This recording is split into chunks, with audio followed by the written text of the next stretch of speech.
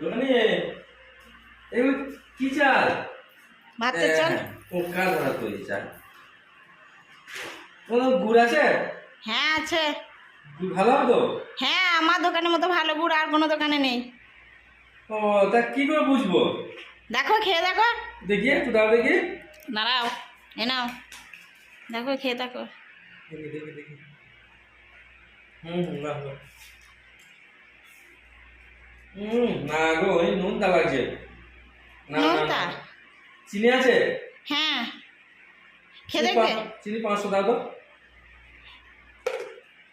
দাঁড়াও দাঁড়াও দাঁড়াও, তো সরু সরু দানা, মিষ্টি হবে তো? হ্যাঁ, দেখি দেখি। খেয়ে দেখুন।